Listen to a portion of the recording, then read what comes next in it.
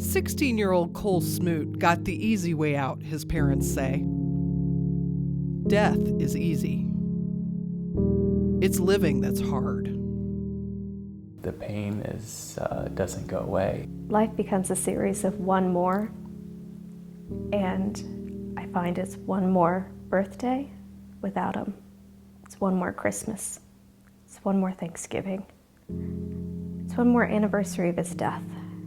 It's just one more to get over and to get through.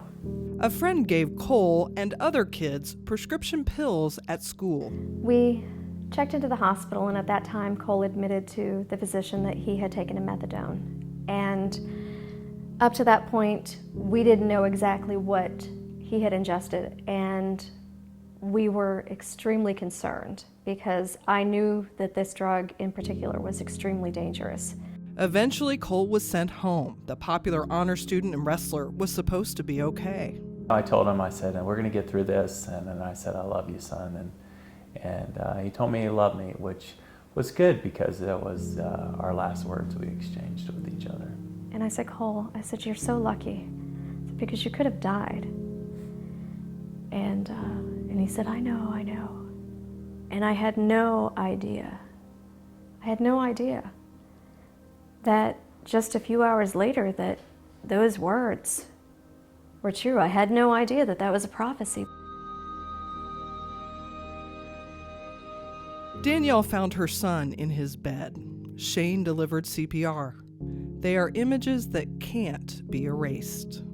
It's one of those flashbulb images where you can close your eyes and, it just never goes away,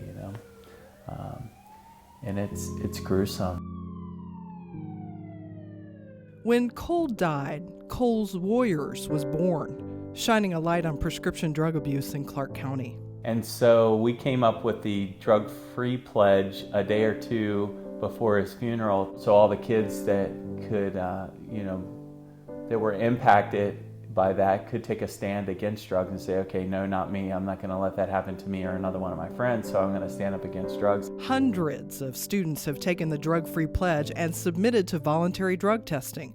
They know one pill, one time can be fatal. There were a number of kids who knew that the drugs were in the school. They knew that they were being passed out. They knew that kids had them. They knew that Cole had them. And nobody really told a trusted adult that could have done something about it. So I would say to the teens that, okay, yeah, so you may upset your friend because you may go tell somebody, but what's worse, having a friend that's upset at you or going to their funeral? The room hasn't changed. And it hasn't changed because I can't let it go. He touched things in here, he lived in here, and his fingerprints are here, his DNA is in here. And Cole's mark is physically on Danielle, Shane, and Cole's brother Eric for the world to see and hopefully learn from. Shane's tattoo is a heartbeat to a flat line. Danielle's a butterfly with his signature, and Eric's? Picture of he and I, and the caption says Forever Brothers, and it's my favorite picture of Cole and I, so that was what I wanted to get. In 2011, 1,765 Ohioans died of a drug overdose, and Cole is just one. There's not a single second of the day that we don't think about Cole, or that he is not heavy on our hearts, or that our very breath isn't painful, and we're not alone. Every single day, hundreds of people die, but we can make a difference.